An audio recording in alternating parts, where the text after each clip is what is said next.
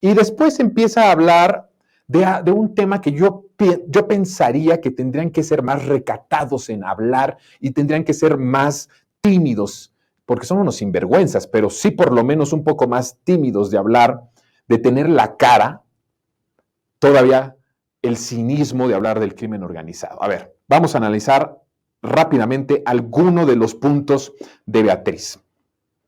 Cuando el crimen organizado, dice ella, es el principal operador electoral de Morena, ¿no?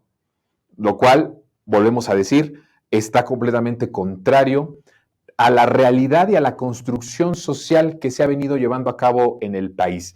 Si hoy hay y lo he dicho en los programas anteriores, si hoy hay una representación social que tiene el crimen organizado en las poblaciones o un arraigo social del crimen organizado en poblaciones o en poblados del país, es gracias a la política del PRIAN, que significó el empoderamiento de esta estructura económica, porque el crimen organizado también es una estructura económica, y que se le exaltó al nivel de una cabeza, parte de un sistema, de un régimen llamado salinista neoliberal. Entonces, si tenemos hoy un crimen organizado que es factor de bienestar en muchos espacios, que es también causante de violencia extrema, que se ha hecho de un arraigo social y de defensa incluso de la población a ciertos narcos, es por la política criminal que adoptó el PRI y el PAN. Entonces, esto de que el crimen organizado es el principal operador electoral de Morena, por supuesto que no. Quien opera, quien manda, quien dirige el crimen organizado es el PRIAN, es los representantes del partido en el que milita esta señora Beatriz. Dice otro punto para asegurar, estos son sus argumentos, de por qué López Obrador está creando un ambiente para un magnicidio. Dice, AMLO está obsesionado con descarrilar el proceso del Frente Amplio. Bueno, pues es también una de las grandes mentiras.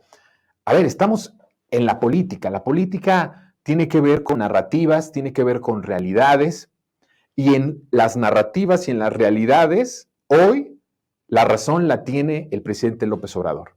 Entonces, que ella diga que el presidente quiere descarrilar, no está entendiendo que tanto las narrativas como la realidad hoy están a favor de López Obrador, de la Cuarta Transformación.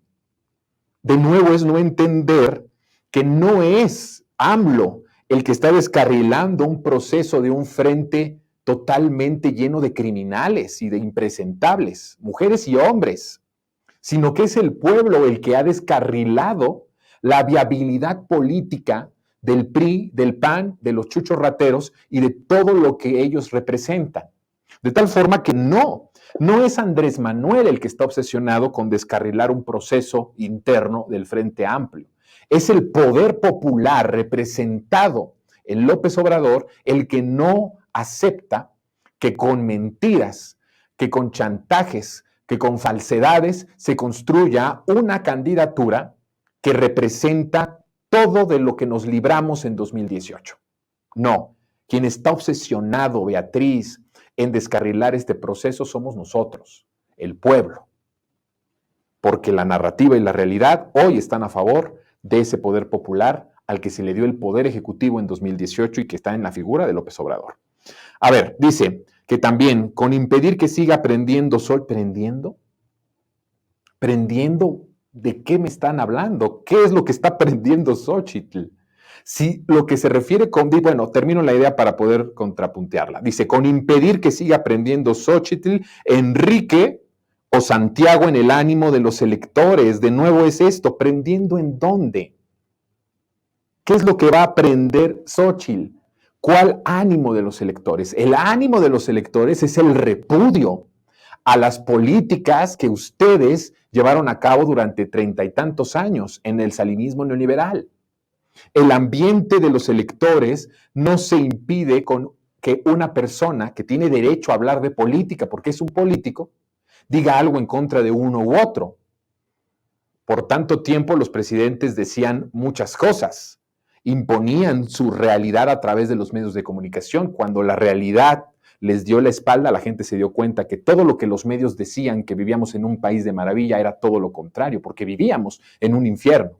Y entonces ahí cambió la correlación de fuerza. Y esto es lo que está pasando ahora. No es López Obrador el que impide que crezcan o que prendan estos personajes, Xóchitl, Enrique o Santiago, en el ánimo de los electores. Es la propia historia de ustedes lo que hace que el ánimo de los electores los repudie. Ella también dice, López parece querer parar con balas a la oposición. Y ahí es donde quiero centrar el punto medular de nuestro monólogo.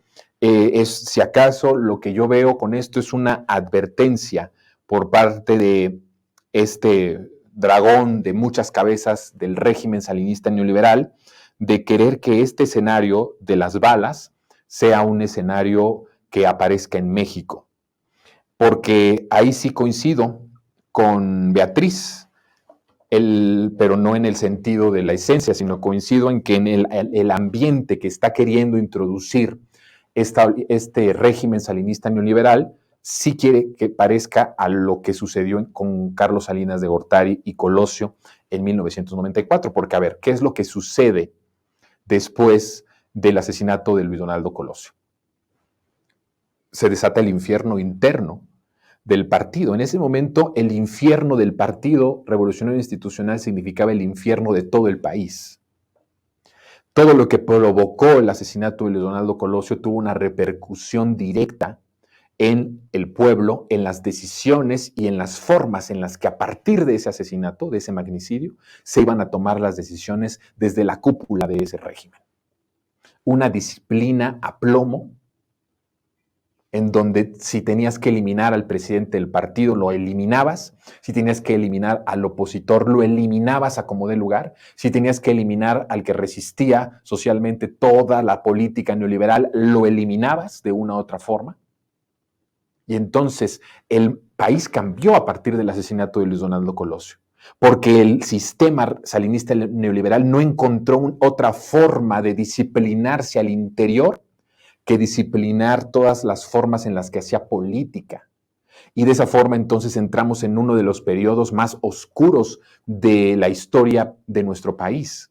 Todo lo que se desencadena a partir de eso vino desgracia tras desgracia, hasta el momento en el que el PRI le entrega el poder al PAN, y con esto entramos en el periodo de destrucción social y de destrucción del tejido social más alarmante e inhumano y atroz de la historia del país, desde que México es un país independiente.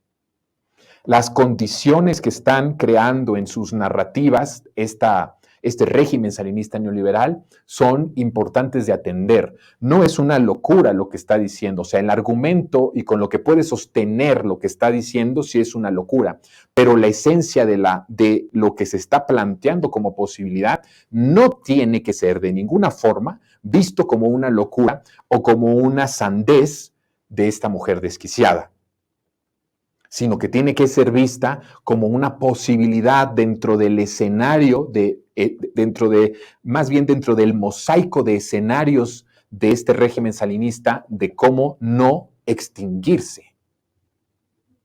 Y en ese proceso, si ustedes hacen digamos, un ejercicio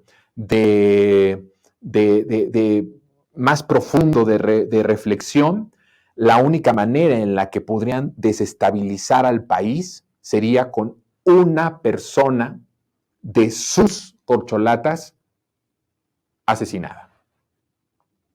El único escenario en donde puedes desestabilizar al país es ocupando la violencia.